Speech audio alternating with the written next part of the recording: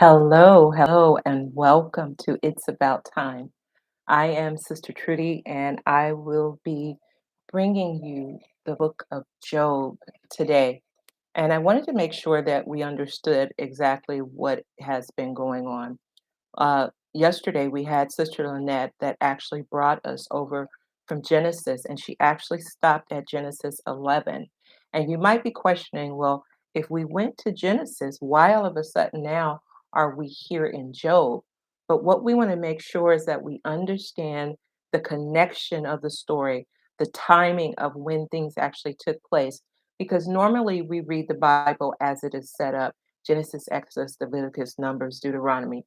But now what we're doing is taking the approach to actually put the pieces together so chronologically you can understand the story of the Bible and actually all of its major players.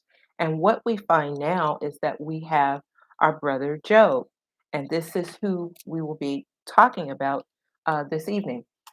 Now, Job was a very unique individual because Job was a person that it was kind of a timeless type story about Job, um, understanding justice and calamity. And what happened was Job's friends and himself, they always believed that only bad things happen to bad people and good things happen to good people. So this is kind of how they were thinking in the context of what they were starting out with the simple philosophy going into the book. So we're going to examine this book tonight and take a good look at what we're dealing with and dealing with our brother Job. So we'll start off in the first, we're going to go through the first through the fifth chapter. So it's an interesting story, but just be ready and be ready to hear some critical points that will give you some critical thinking points as you go forth and read this, because this is the reason we're doing this, to make sure that we not just read through the Bible, but we start to understand the Bible and ask those critical questions about it that makes us study a little more. Amen. So we're going to go ahead and we're going to start off in the very first verse. There was a man in the land of Uz whose name was Job, and that man was blameless, upright, fearing God, and turning away from evil. Now we can actually stop in number one to expound upon that, because, here we have the only person that we have found that was blameless that we could make a comparison to would be Jesus Christ. But the second part of that is that Jesus was blameless and yet sinless. We have here Job. Job is blameless, but it does not say that he is sinless. So we make him that he's a normal character person, but he's found blameless in front of the Lord. So then we go out and we talk about how he is blessed, because if you know anything about old history, uh, people's wealth was measured by the assets they had, very similar to today, but a lot different, because it was measured by the amount of children you had or the amount of animals that you had. That was the way or the means of showing wealth. So here we have, and he had seven sons and three daughters were born to him. His possessions were 7,000 sheep, 3,000 camel, 500 yoke of oxen, 500 female donkeys, and very many servants. And that man was the greatest of all men in the East. So we're talking about a very prominent person that actually is here. And the good thing about him is that even though the wealth that he had, it did not deter his character. He was of great character. And we'll start to look a little more to see exactly how all of this ties in. And then he said his sons used to go and hold a feast in their house for each one on his day, and they would send an invite um, to their three sisters to eat and drink with them. So usually what was going on during that time, when they say that special day, it usually refers to their birthday. So what we're seeing here is that the context of their family is that they enjoyed themselves. They were rich, they weren't separated, but they enjoyed themselves. And then we have that he goes on and he talks about and it came to pass when the days of the feast had completed their cycle that Job was sent and consecrate them, rising up early in the morning and offering burnt offerings according to the number of them all. For Job said, perhaps my sons have sinned and cursed God in their hearts. So, what Job would make sure to do is that my kids have been out partying, they've been partying among themselves. I want to make sure that I cover them. I want to cover anything that might have taken place there, anything that was opened up. I want to make sure that they're covered before God, that any sins that they may have committed, that I take care of it. Now, what that shows us is that Job actually acted as a priest for his family, because as we remember in reading, when you start to study the Old Testament, only the priest could actually make sacrifices. But here we see Job making those sacrifices for his children. And it said specifically that he did it for each one. So he had 10 children, we know that. So there's seven boys and three girls. So he made uh, consecration sacrifices for them. So as we go on, because he wanted to make sure that if there was anything that would cause separation for them, that they would be covered. Now there was a day when the sons of God came to present themselves before the Lord, and Satan also came among them. And the Lord said to Satan, from where do you come? Then Satan answered the Lord and said, from roaming about the earth and walking on it. So here we see that a really different point is that we see that there's a visitation to God. But in that visitation, we see that Satan is there. Now, most of us think that Satan got kicked out of heaven and he just has no access. But according to the word, you see that he's gone back up again and he's actually there. And when it says the sons of God, it's talking about the angelic beings. So we know that Satan is an angelic being. He is not God. He is not a God. We often give him more power and more credit than he deserves because when we look at it, he's just one of the number. The only person that he may measure up to is the archangel Michael, but he does not have the all power like God does. So we need to remember those things. And it says, and the Lord said, and the Lord said to Satan, have you considered my servant Job?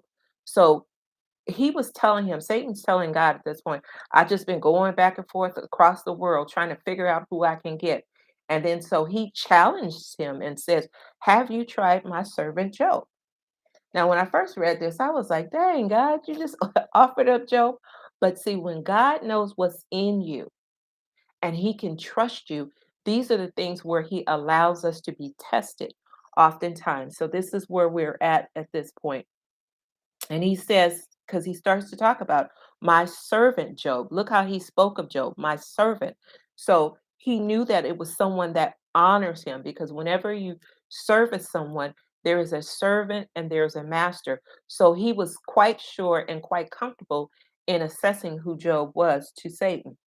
For there is no one like him on earth, a blameless and upright man, fearing God and turning away from evil. So he's established who he was, that his character was impeccable, was not worried about it. Then Satan answered the Lord and says, does Job fear God for nothing? Hast thou not made a hedge about him and his house and all that he has on every side? Thou hast blessed the work of his hands, and his possessions have increased in the land. But put forth thy hand now and touch all that he has. He will surely curse thee to thy face. So what Satan was basically having this conversation with God and basically saying, oh yeah, the only reason that he serves you, the only reason that he likes you is because you keep a hedge of protection around him. But I guarantee you that if you took all those things away from him, I guarantee you that he would curse you to your face.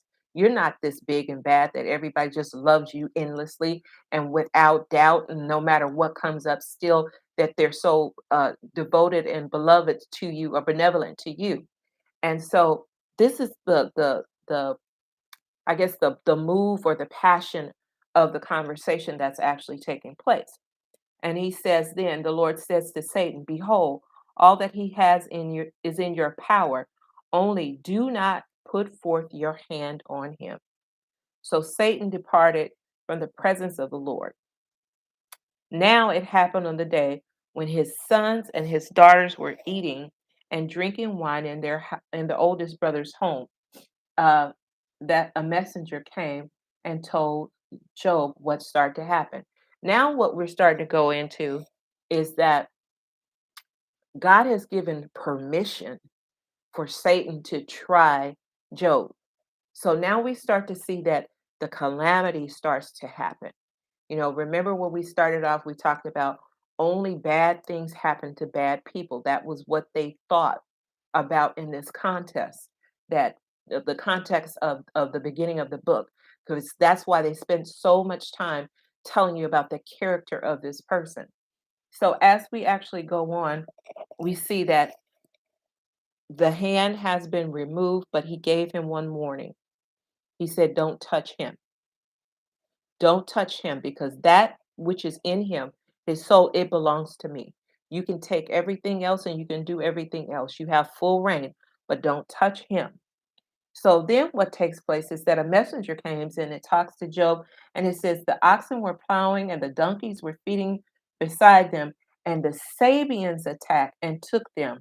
They also slew the servants with the edge of the sword, and I alone was escaped to tell you. Now, we talked about wealth from the beginning. This was a part of his wealth asset.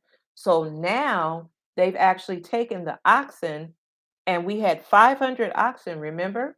And then now they've actually taken all of the donkeys.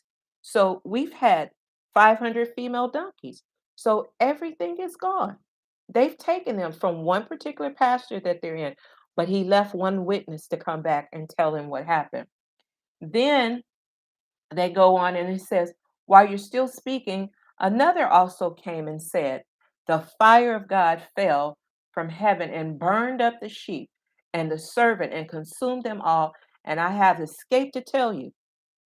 Now, here's again, most people, when you start messing with their wealth or their assets or money, they just fall apart because there's nothing else for them to actually establish themselves with. They've worked very hard to be at a certain level, but this is what's going on to Job in a matter of hours. So he got the first news. This is the second news about another asset that's gone. And then while he was speaking, another also came, and the Chaldeans formed their bands, three bands, and made a raid on the camels. Now remember, 3,000 camels he had.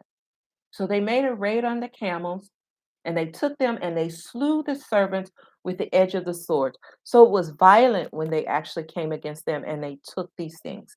So he's sitting here. So before he can even process that I've lost my sheep, I've lost my donkey and oxen, and then now you're coming and telling me that I've lost the camel. So just one after the other, one after the other, just tragedy, tragedy, tragedy. And then he goes on and he says, while speaking, another came and said, your sons and your daughters were eating and drinking wine in the oldest brother's home. And behold, a great wind came from the corners of the house, and it fell on the young people, and they died. Now, can you imagine that type of calamity happening in your life? Just back to back to back. You don't even get a breather with this. Sometimes we have tragedies like this that if they happen one year after the other year, we still can't get over that and get through this. But this man had to endure in the course of hours to think everything that defined him, to define him as wealthy, was taken away from us. So, and the most valued were his children. Now, it's enough to lose one child, but you're going to lose all 10 of your children. But God, that's the only thing that you can murmur at this point. So when we see Satan, Satan went for the gusto. He didn't even leave any type of chance that what he thought that Job would not do in cursing God. He was just like, I know I got him now. After all this, I know I got him. So it says, and then after was told that, then Job arose and tore his robe and shaved his head, and he fell to the ground and worshiped. Now, when we see that there is clothing being ripped off, it shows a point of shame or vulnerability. And then it says that he fell down, he shaved his head. He wanted to get clean and clear because it was a sign of grief. But what he did was go through the physical part of grief, but the fantastic part of all of this that made Job who he was that in spite of the calamity, what he did was he worshiped. And he said these things: Naked I came from my mother's womb, and naked I shall return there. The Lord gave, and the Lord taketh away. Blessed be the name of the Lord. Though all this, Job did not sin, nor did he blame God. He never asked, Why, God? Why'd you do this to me? What he said was, Blessed be the name of the Lord. The Lord giveth, the Lord taketh away. What I came here in this earth, I had nothing. When I leave out, I won't have anything. But what I will have is my praise. The worship was the key thing that sealed the deal for Job. And this is the thing that actually infuriated Satan. And we're going to move on to chapter 2 now. So, chapter 2 again, that Satan is just like, I didn't did everything that should have made him crack, and he should have been just cursing God to his face and turning away from him. But he saw the opposite happen. So, what he started to do at this point was that he started to tighten the screws a little more, start to increase the heat on it, because he just can't believe that I did everything that establishes you to be who you are. Because we talked about this great character at the beginning, and I've stripped you of all those things. And yet, God was assured when he said that no matter what you do, I know my servant. And you see that Job here, in spite of all of the personal calamities and tragedies that he went through, he still held on to his faith in worshiping God. Again, there was a day when the sons of God came to present themselves before the Lord. Okay, remember we talked about the sons of God, the angelic beings are who we're talking about at that time. And they came among them to present themselves before the Lord. And the Lord said to Satan, Where have you come from? Then Satan answered the Lord and said, From roaming about on the earth and walking around on it. And the Lord said to Satan, Have you considered my servant Job? For there is no upright man fearing God and turning away from evil. And he still holds fast his integrity, although you incited me against him to ruin him without cause. Now, we talked about Job being blameless. So everything that was going on with him, he had nothing to do with it. He didn't do something, wasn't karma coming back. It was just that it was God's will that was taking place. And Job had enough faith to say, if it be God's will, this is exactly what I will have to endure. So Satan is perplexed at this time, you know? He's like, what is going on? The average person, I would have did that. They would have cursed God and said, I'm walking away from everything that I know about you. I'm leaving the church. I'm doing all these things. I don't want any part of a God that could allow this to happen to me. But yet, the polar opposite happened. It made Job go into what he knew to do, and that was worship. And this is a testament that every Christian, although these things happen, the scripture says, although you slay me, yet will I trust you. This is exactly what Job is going through.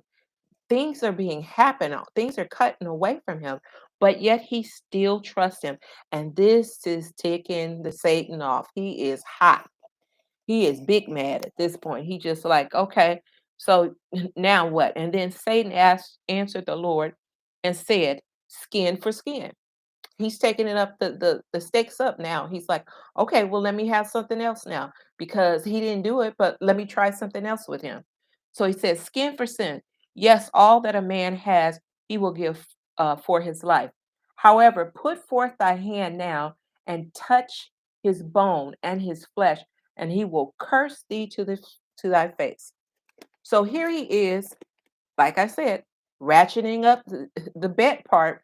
He's like, I bet you I can make him do it. I bet you. He just would not be defeated when he saw that all that he had did where the average person would have folded, yet Job didn't. And it says, and Satan went out in the presence of the Lord and smote Job with sore boils, and the boils on his feet, the crown of his head. And he took the potsherd to scrape himself while he was sitting among the ashes. Now, what happened was that when Satan came out, he inflicted his body with boils. And it says that from the bottom of his feet to the top of his head, he was just covered with this. And then what he did was what potsherds are old broken pieces of pot. And because he itched so bad with this uh, plague that was put upon his body, because now it's talking about he's doing his flesh. And when you talk about these boils, these were disgusting boils that would uh, just putrid, infested type boils over his body. And the only thing that he could kind of do for himself was to rub with the broken pot pieces, what they call pot shears. And he would rub himself or scratch himself with that to give relief, but he was sitting in ashes. So back then, like what we have, all kind of creams and medications, to stop itching and keep from bacteria and things like that. All the Job had was ashes. So he basically sat in this place among the ashes and the potsherds, trying to give himself some relief. And then it says, but then his wife said to him, do you still hold fast to your integrity? He's like, look here. I don't know what you're thinking about. I don't know if you haven't looked at yourself and everything that's going on. Everything that was, we are no more. So what is going on with you? What are you holding out for? Now, we get like that sometimes when things get real tough and we can't understand it. And then we start to insert our own, egos into things that, I've been a good person. I shouldn't be going through this. But in spite of who Job was, he still endured. Then she says, do you still hold fast to your integrity? Curse God and die. He said, man, you be better off dead. Why you keep going through this? Just curse him and go on and lay out and die. But then we see what Job comes back and says, but he said to her, you speak as one of the foolish women speak. Shall we indeed accept good from God and not accept adversity? It's like, who? He's like, who you talking to? You want to take this one thing that is not going our way, but you forgot about all the good life that he allowed us to have. So now that we're being tested in this point, you can't stand firm. When the money is gone and the kids gone, you ready to bounce and hit, shake the spot. This is what you're trying to do. But as long as God was giving and blessing, you were good. But you could not stand in the hard times. So he says, you foolish. So then he goes on and says, in all this, Job did not sin with his lips. He did not say a word that would put him out of alliance with God. Now, when Job's three friends heard of all of the adversity, they had to come upon him, and they came each one from his own place. Eliphaz, the Temanite, Bildad, the Shumite, and Zophar, the Naamathite. And they made an appointment together to come to sympathize with the man and comfort him. So they had heard all of these things that were going on. And you know how news travel, bad news travels fast. If you're doing something good, nobody hardly even hears about it. But if it's something bad, everybody starts to know about it. But these were his friends that actually came to come see about him. And in their coming to see about him, they wanted to make sure that they were doing what they thought to be supportive friends, to come and say, "Hey, what's going on with you? We got to see this for our eyes. We heard about everything that's going on. We want to come and be with our friend and comfort our friend." So this is the reason for their trip. And then it says that, um, and then they lifted their eyes up at the distance and did not recognize him. Now, this would indicate to us that Job had went from one state to another state. His physicality, his visage had changed because of the adversity that he was going through, that his own friends did not recognize him. As they looked at him, they were like, "No, that can't be him. That can't be him." So, out of genuine concern when they first came, this is how they felt. And then it says that they raised their voices and wept, and each one of them tore his robe, and they threw dust over their heads towards the sky. So this was another symbolic thing that when you're in grief or grieving that they would do.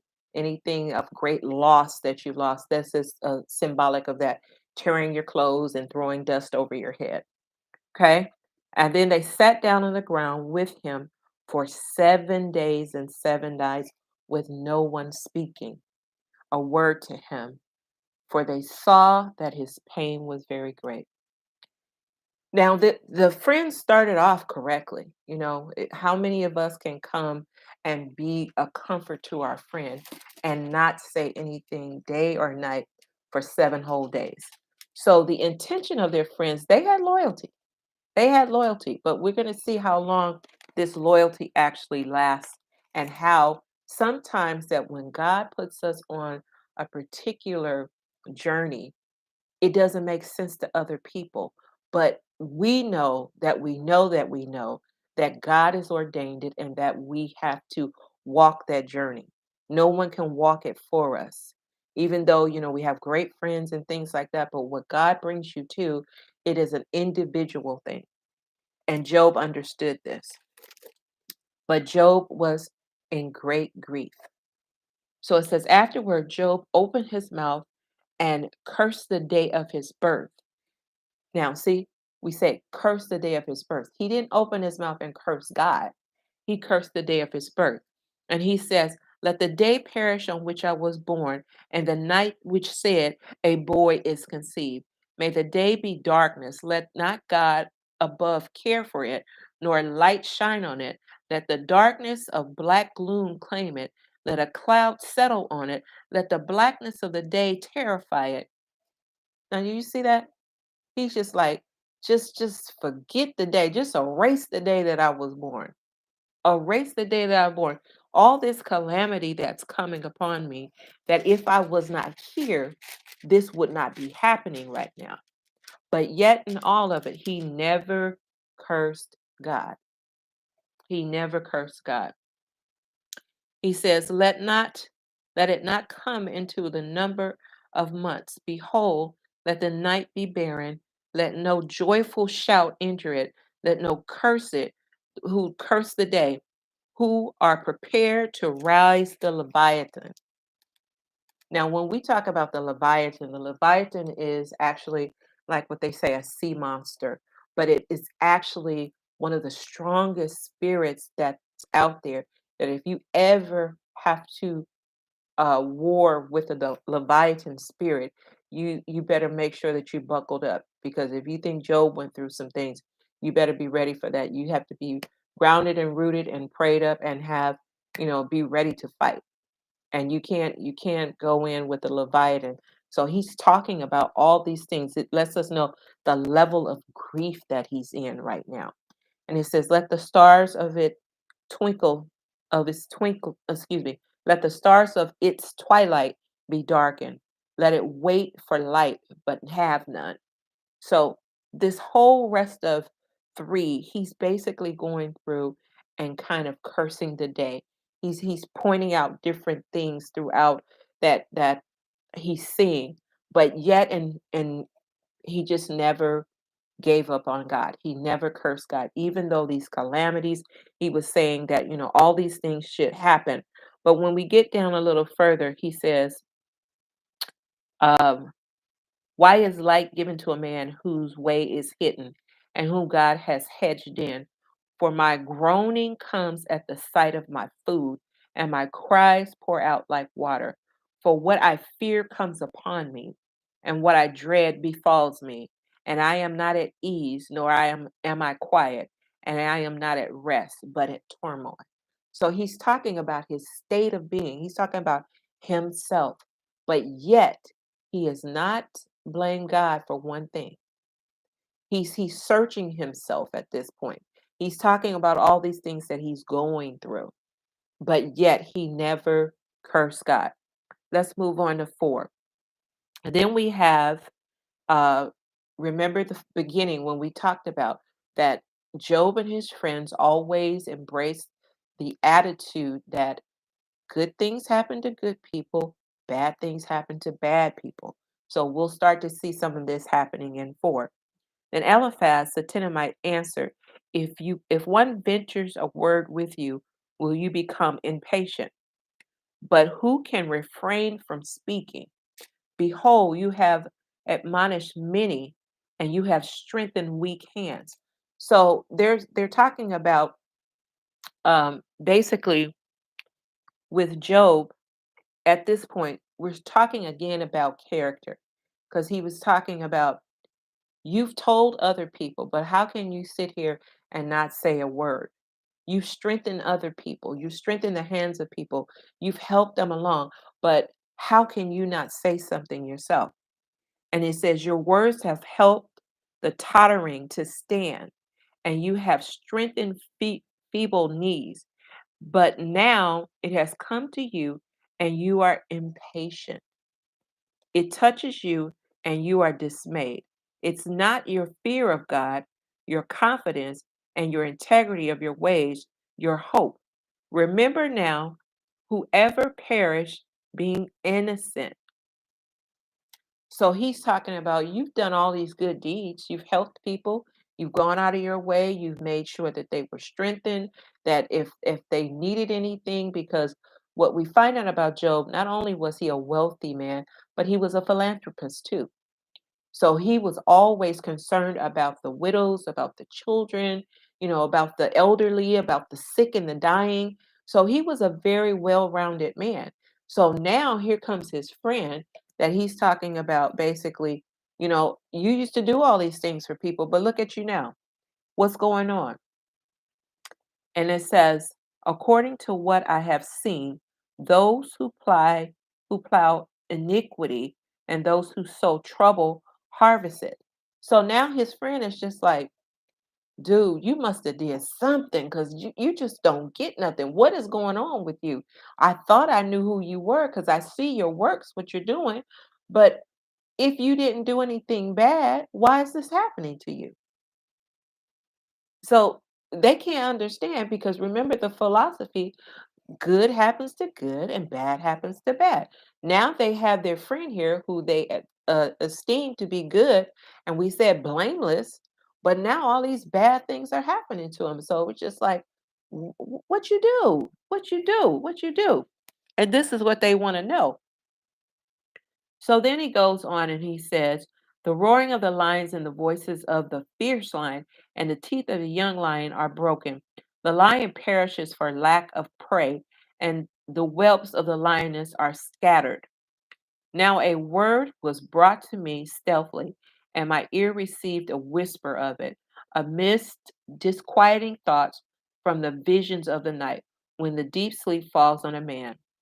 So he's talking about what generally happens that when you uh, are defeated, that you leave when they're talking about the young lions, a young lion can't support themselves or survive without the help of an elderly lion. And so what he's saying is that the whole system is just out of whack. It's just broken down because that you'll have when a mother cannot feed their uh, cubs, when you're talking about lions and lioness, because it's always territorial how they actually do, and they always feed their cubs for a while until they're independent enough. But he's saying all of this stuff has happened, and what is equated to this is that the mother has died, and the cubs are just scattering. They're on their own. So it's like, you're on your own. What is going on with you? They cannot understand this. They cannot understand us. Then we go down a little further. It says, um, dread upon me and trembling, and made all my bones shake. Then a spirit passed by my face.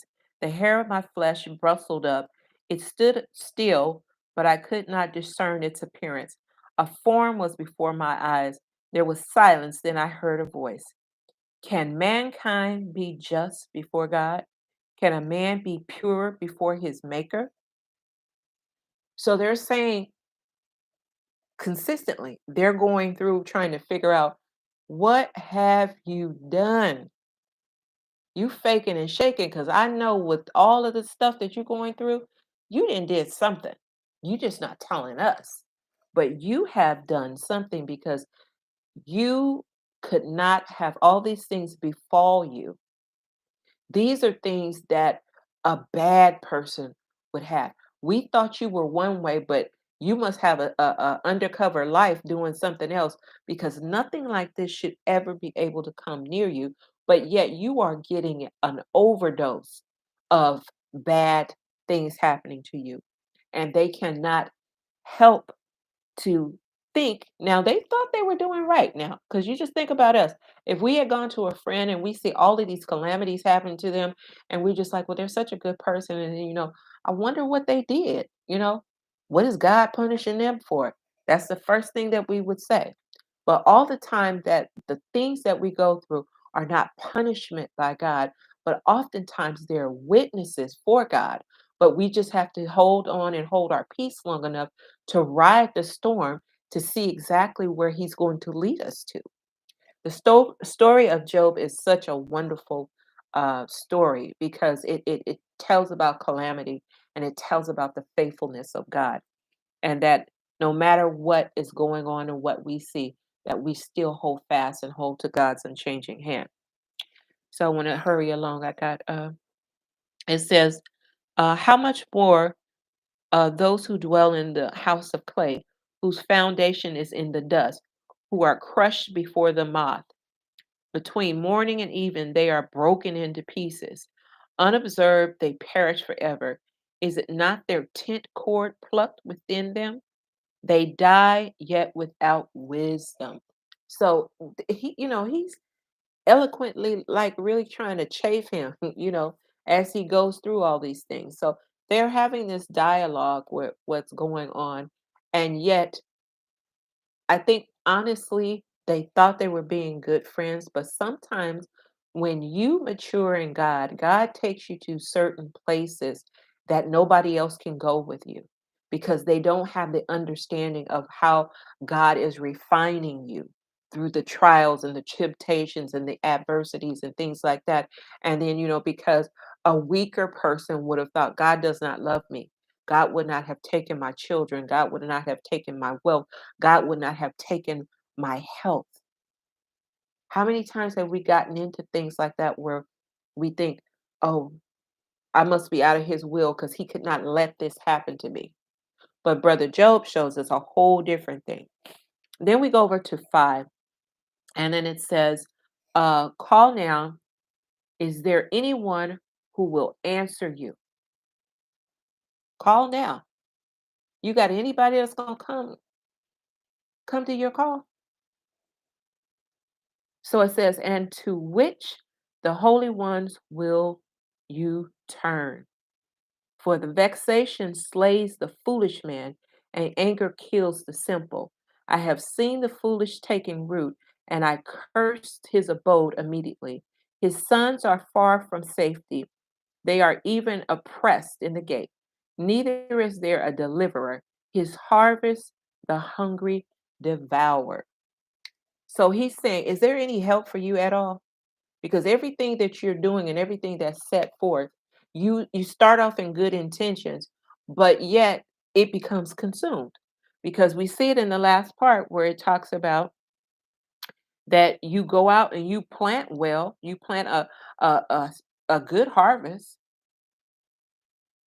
and the hungry devour it, and take it to the place of thorns. Now, anytime that there's thorns around it, that means there's trouble, there's pain around those things. Anything that's thorny causes pain, and it locks you out of things unless you can endure the pain breaking through it. So this is what he's talking about. And to take it to a place of thorns, and the schemer is eager for their wealth. For affliction does not come from the dust. So here again, they're still trying to figure out, what's going on with you? What is going on with you? But then we go into 7. It says, "For man is born for trouble, as sparks fly upward. But as for me, I would seek God, and I would place my cause before God." So here we're out here, um, seeing that at this point, that there are declarations made at this point, that no matter what is going on, that God is still at the forefront of all of this, and that never, in spite of everything that was going on, was there any cursing of God. That there were questioning from the friends, but yet we see Job stood steadfast in his belief and enduring what he had to go through. So then it says, he gives, what does the great and unsearchable things, wonders without number. He gives rain on the earth, and he sends water on the fields, so that he sets on high those who lowly, and those who mourn are lifted to safety. He frustrates the plotting of the shrewd, so that their hands cannot attain success. He captures the wise by their own shrewdness, and the advice of the cunning is quickly thwarted. By day, they meet with darkness, and grope at noon as in the night. But he saves from the sword of their mouth, and the poor from the hands of the mighty. So he's telling them that all of these things that God consistently does, we take for granted the things that God does, that God helps in many different situations that we don't even give second looks for, that when He keeps you, that when He doesn't let something happen to you. These are things that consistently happen. Things happen, but it did not take you out. And this is what He's actually going through, kind of expounding on. And then it says, "So the helpless has hope, and the unrighteous must shut its mouth." So it means those that want to do harm and say bad things and all like that, God never changed his agenda. He's never changed his agenda. He may give us additional tasks or trials along the way, and trials only come to make us stronger, is what the word says. So can you imagine how strong that Job has become and the example that he had? But when we're dealing with our friends, we have to stand steadfast in spite of what their best hopes are for us, because we have to know that we know that we keep our hands in God's hand, and that God would bring us through. It says, "Behold, how happy is the man whom God reproves. So do not despise the discipline of the Almighty." So he's saying, when I go through hard things, don't come up here and try to tell me about God, and I've done something and God's forsaken me and he's left me. I don't want to hear that. I don't want to hear that. But what I'm telling you is that be happy to embrace these things, because every day that we've had has not been bad days. What I'm experiencing right now is a bad day, but everything that I've gone through is not a bad day. For he inflicts pain and grief and gives relief. He wounds, and his hands also heal. So it's like God is not uh siloed by humanality, if for lack of a better word. Um, he's not confined by those things. God can cut you and heal you at the same time. This is what he's going on to say. For 6 troubles he will deliver you. Even in the 7 evils will not touch you. In famine he will redeem you from death, and in war from the power of the sword. So he said there's nothing impossible for God. Even in the worst, that God is still able. So this is what he was saying. You will be hidden from the scours of the tongue, neither will you come and be afraid of violence when it comes. You will laugh at the violence and the famine, neither will you be afraid of the wild beast. So he's saying that with God, when you're in his will, all these things that come upon you, you don't have to be worried and concerned about these things. You don't have to turn and flip out and I'm going to curse God. I'm going to leave him because he doesn't love me and his word is not true. Not so. Not so. I think Job probably has gone through the worst calamity that we can make of history. That for one person to have so many things to happen to them. And then he ends up saying at the end, behold this, we have investigated it, thus it is. Hear it and know for yourself. So I hope that you've gotten something out of this to learn a little bit about our brother Job, a very integral man that was found blameless, not sinless, but blameless. Why? Because God trusted him. It was such an honor for Job. God trusted him explicitly that he loved him so, that he was so grounded and rooted in his faith that no matter what the adversity was, that he would not turn and curse God. The question is, can we go through this type of thing? That when things are not right for us and they fall apart and it's not what we thought, but can we hold on to our faith and still give God the praise, the glory and honor in spite of it? Well, this is Sister Trudy. I hope that you've enjoyed this. We're Job 1 through 5. Join us tomorrow. Make sure you're here so as we continue the story. It's about time. God bless you.